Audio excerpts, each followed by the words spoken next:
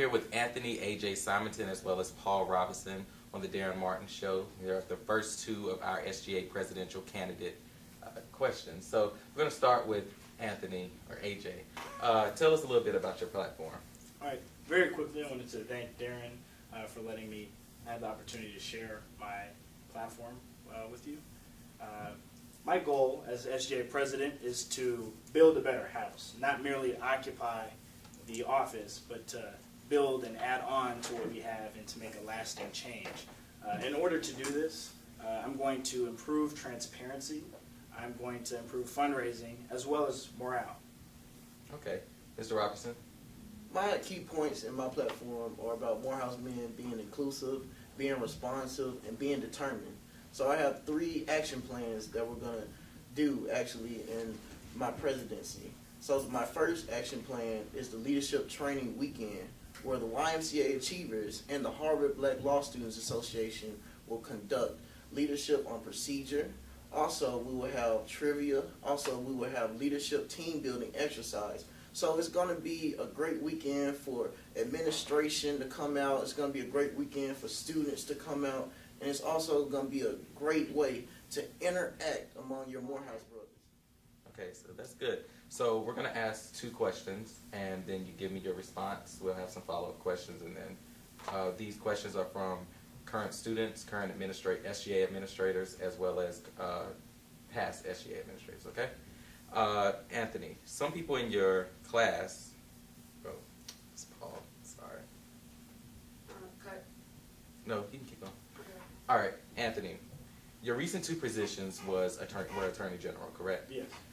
Some people feel as if your role was not in the spotlight and therefore they do not know you as well. What do you say to that? That's an interesting question. I think I've served in 2008 and 2012 for the President Obama's campaign team. So knocking on doors of strangers, people I don't know, convincing them to vote. And it's required me to learn how to be outgoing, to put myself out there. And I've tried to do the same on campus with all of all my extracurriculars like Phi Alpha Delta, the law fraternity, working with SGA to register voters, and as Attorney General. I think I've learned to put myself out there and to help students stay in school. That's the primary role of the Attorney General. So do you believe that, your other affiliations with organizations have helped you, put yourself out there in the spotlight? Definitely. Okay. All right, thank you. Mr. Robison, some people in your class remember you outside of the CAF last year when you were running for the freshman class presidency. They remember your tenacity and they remember your humble spirit. However, when you got in office, your presidency failed. How can you be a successful SGA president with a failed class administration on your shoulders? Well, Mr. Martin, I wouldn't say I failed. Okay. What I would say is I stuck straight to my first point in my platform, which was academic excellence. The first event that we had freshman year was the study session in Douglas Hall. We provided pizza for all freshmen who came, and we also fed upperclassmen who were in there as well. So I would say I was, the best brethren to my brothers in the freshman class, and I inspired them, and I did the best I could, as well as my counsel. Okay, but do you believe that academic excellence actually happened? Do you know the statistics on the returning people from the freshman class? Do you know what is the freshman class average GPA? Your hall's average GPA? Do you know those? Dean Darren said that we had a good return, and that freshmen had the best grades in the whole entire school.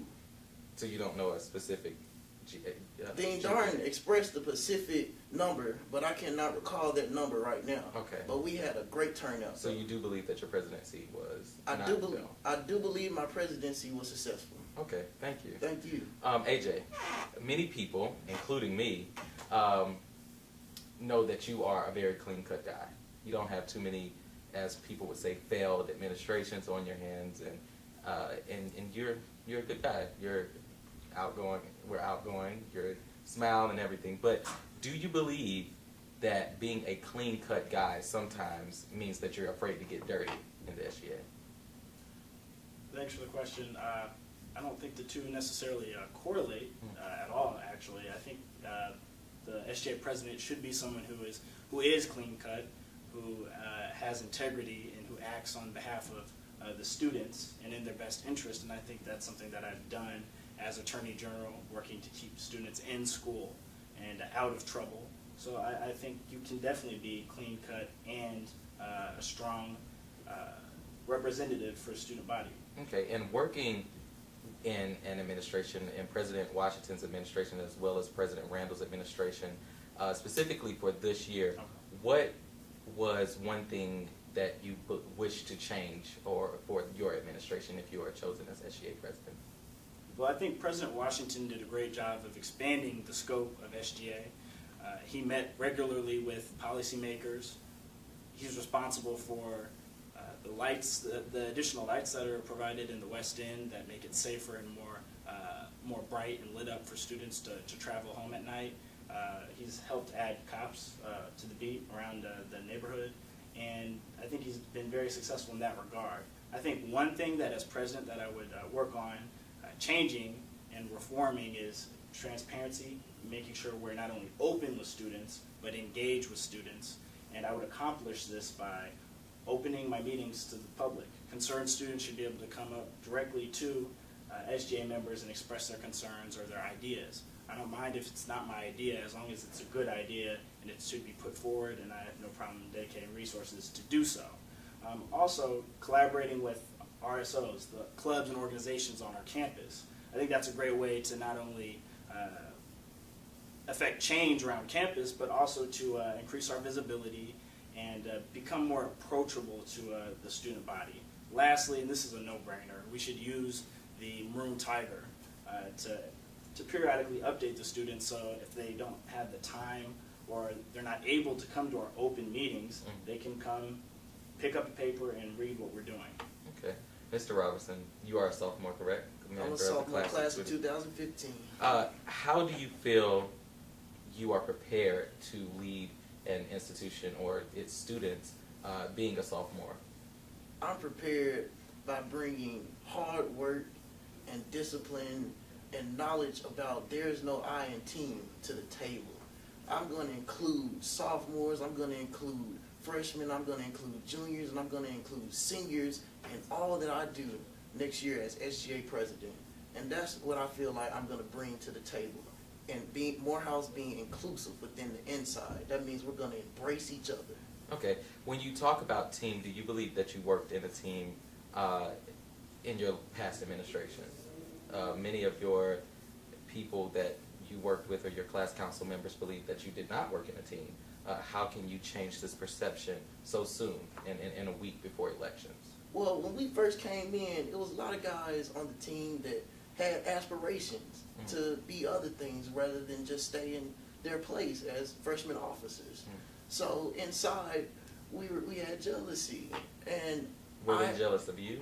Or? They weren't jealous of me. They were probably jealous of each other because some guys would have beat that other guy in the position. But you know, we had to get over that. You had to work through it. You know, you had to learn how to be a team player. And specifically, how did your administration work through this? My administration worked through it by, actually, I'm a spiritual guy. So we would actually pray at meetings.